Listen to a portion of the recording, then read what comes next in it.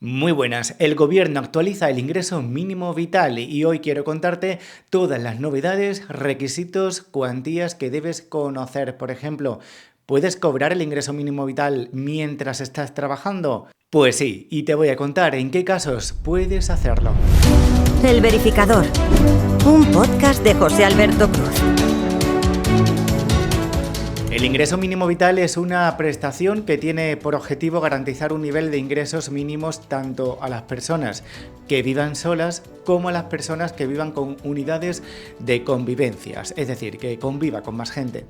Ese ingreso mínimo es importante tenerlo en cuenta, ya que la Seguridad Social asigna una cuantía, pero eso no significa que sea lo que deban aportarte, lo que debas cobrar. Lo que se cobra es la diferencia entre los ingresos del beneficiario y la cantidad asignada por la Seguridad Social. Ahora os explico un poco mejor. En 2025, para que lo sepáis, la cuantía del ingreso mínimo vital va desde los 658,81 euros hasta los 1.739,27 euros en función de los ingresos y, como decíamos, también de los miembros de la unidad de convivencia. Esto supone una subida del 9% respecto al año pasado. Esta es la tabla completa para que la podáis comprobar con las cuantías que van a pagar. Como puedes comprobar, en función del número de personas con quienes convivas, tendrás derecho a más o menos ayuda. Dos adultos, por ejemplo, con dos menores de edad en casa, tendrían derecho a 1.251,75 euros al mes. En el caso de que seáis tres adultos y dos menores de edad, tendríais derecho a 1.449,39 euros. Cuando son dos adultos sin hijos, porque hay personas que simplemente piden la ayuda, pero o bien viven solas, pueden pedir en ese caso esa ayuda igualmente, o viven con su pareja, pero no tienen hijos, también podéis pedir el ingreso mínimo vital. Así que en el ejemplo de dos adultos sin hijos, en este caso la cuantía es un poco inferior, son 856,46 euros. Pero ¿te van a conceder esta ayuda económica aunque estés trabajando? Pues a ver, vamos por parte. Es compatible con otros ingresos, tanto si trabajas por cuenta ajena como si eres trabajador o trabajadora autónomo, siempre y cuando, y aquí está la clave, no superes el importe de la renta garantizada, es decir, las cifras de la tabla anterior. Te voy a poner un ejemplo.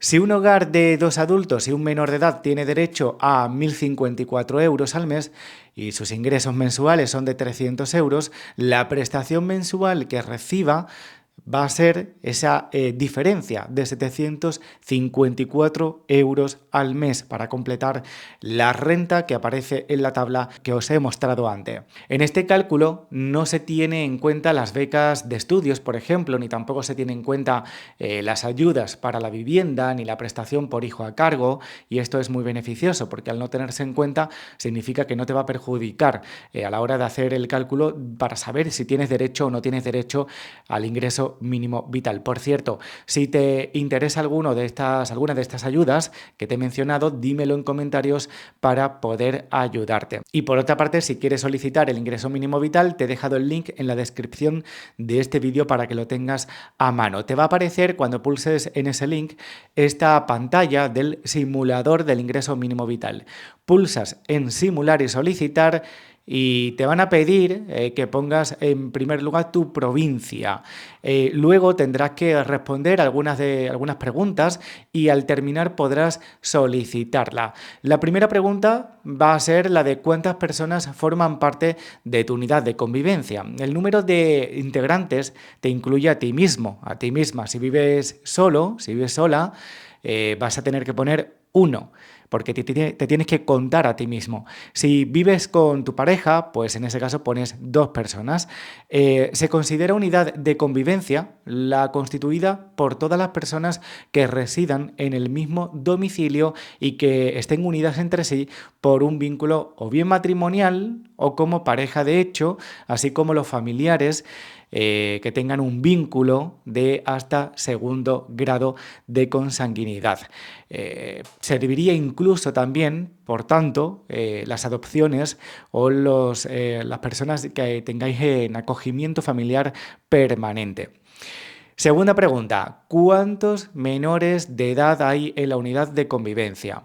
Luego te va a preguntar la edad que tienes como solicitante y tu estado civil. Pero ojo, porque para que la pareja de hecho sea considerada válida, debe haberse formalizado desde hace al menos 2 años en el caso de que no tengáis hijos en común, pero si tenéis algún hijo en común, no se necesita ninguna formalización, no te van a pedir ese plazo mínimo.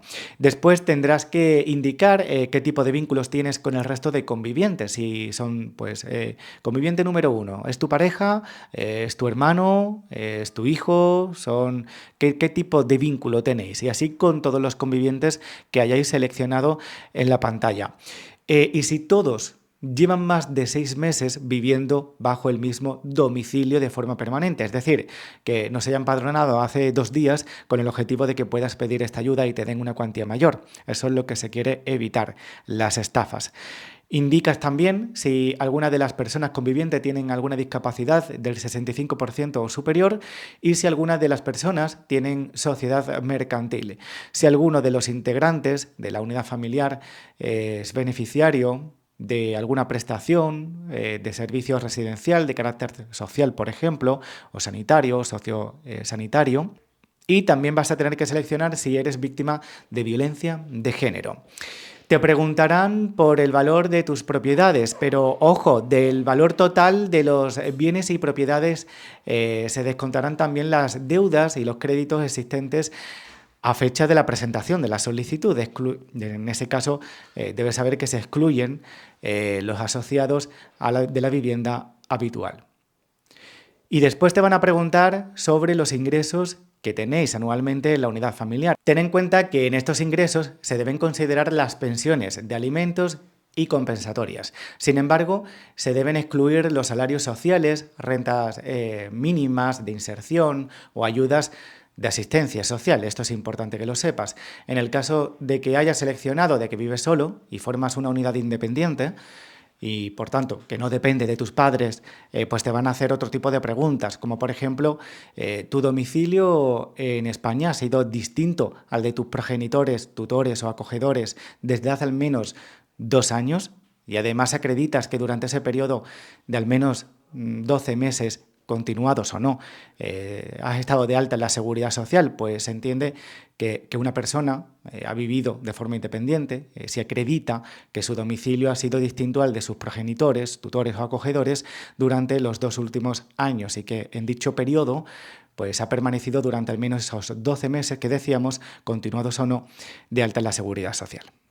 Recuerda que el ingreso mínimo vital solo lo pueden pedir mayores de 23 años, pero algunas excepciones te van a permitir que lo puedas solicitar aunque tengas menos de 23. Por ejemplo, que tengas consideración de víctima de violencia de género o víctima de trata de seres humanos o explotación sexual. También puedes solicitarlo las personas de entre 18 y 22 años cuando provengan de centros residenciales de protección de menores en los últimos 3 años, a la mayoría de edad, cuando sean huérfanos absolutos, que vivan solos, sin integrarse en una unidad de convivencia o provengan de un centro penitenciario por haber sido liberados de prisión, siempre que la privación de libertad haya sido por tiempo superior a 6 meses.